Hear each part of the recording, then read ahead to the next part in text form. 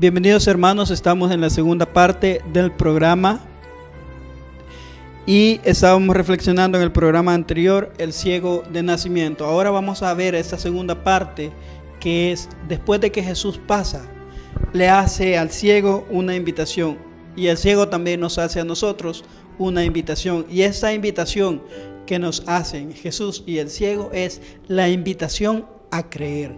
¿A creer en qué? A creer pues en Dios, a creer que se pueden hacer las cosas, que los milagros pueden ser posibles, a creer que es posible comenzar un proceso de conversión y a creer que es posible finalizar ese proceso de conversión. Jesús nos ha enseñado, y es que cuando nosotros observamos que Jesús escupe el suelo, hace lodo y se lo pone en los ojos al ciego, ahí ocurre algo. Y es que el mismo gesto que se ocupó para crear al hombre en el libro del Génesis y darle así la vida y que viera todo lo que Dios había creado, ese mismo gesto es el que Jesús ocupa con este ciego de nacimiento. Recordando, en el libro del Génesis se nos dice que Dios toma polvo y crea al hombre y le da aliento de vida. Pues entonces Jesús, en ese pasaje del ciego de nacimiento, lo que hace es hacer lodo del suelo y se lo pone en los ojos al ciego.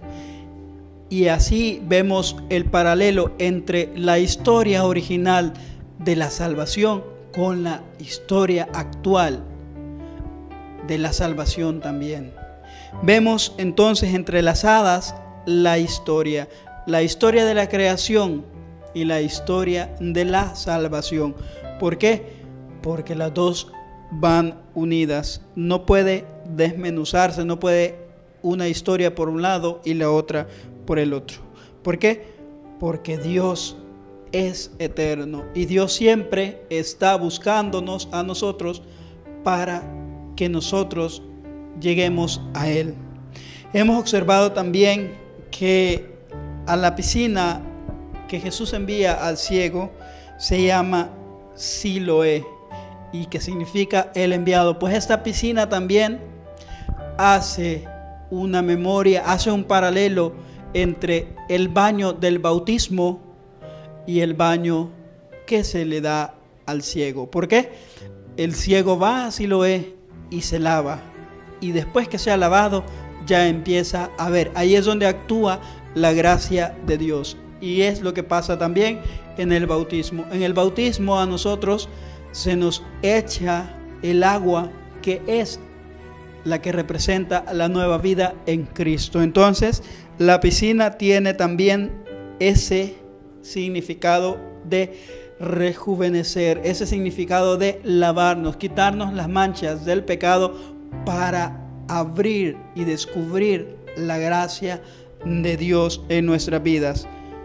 Después que se le abren los ojos al ciego y que nosotros también se nos abren nuestros ojos,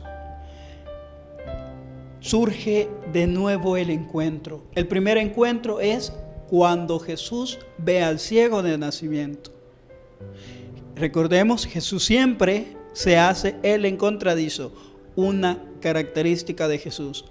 Y el segundo encuentro, que podríamos llamarlo así, surge cuando el ciego se encuentra con Jesús. Y es que, recordando el Evangelio, dice, cuando Jesús se encontró con él, le dijo: ¿crees tú en el Hijo del Hombre?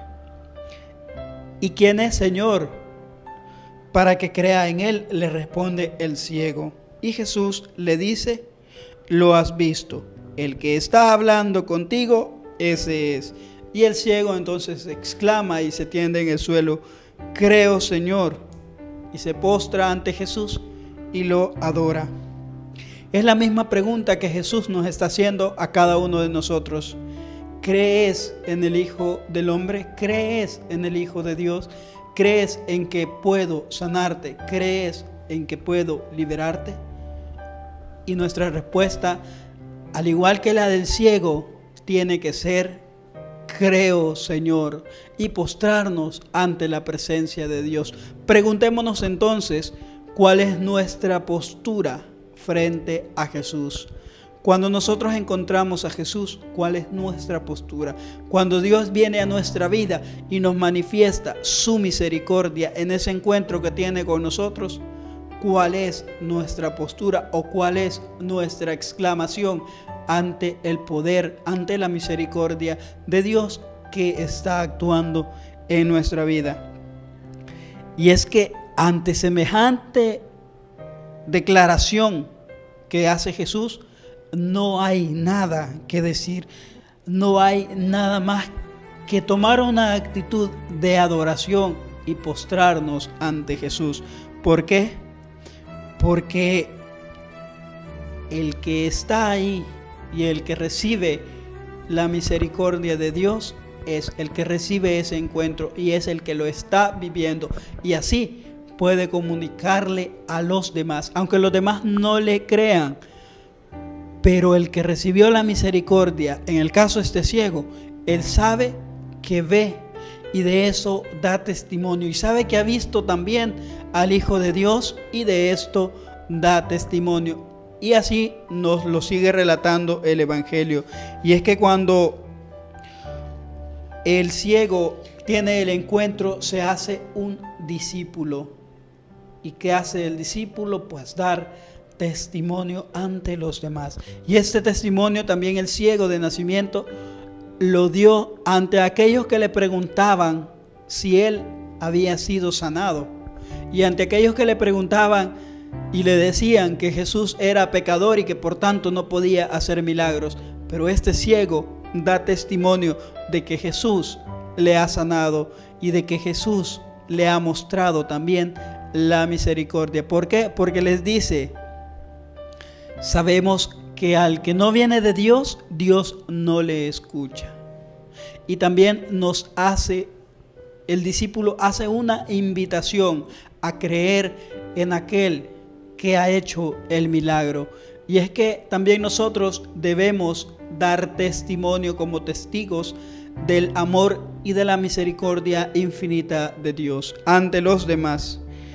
Y es que a veces los demás nos van a decir que no creen en lo que nosotros estamos diciendo o estamos comunicando, pero nosotros tenemos que mantenernos firmes, al igual que el ciego que recobró la vista, mantenernos firmes ante la aclaración y ante el testimonio que estemos dando.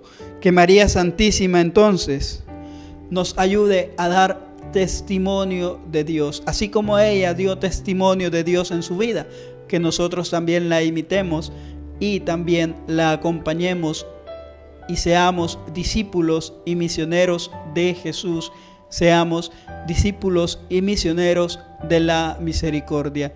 Que María Santísima pues nos acompañe y que ella nos enseñe a testimoniar y a dar y a ser testigos de Dios.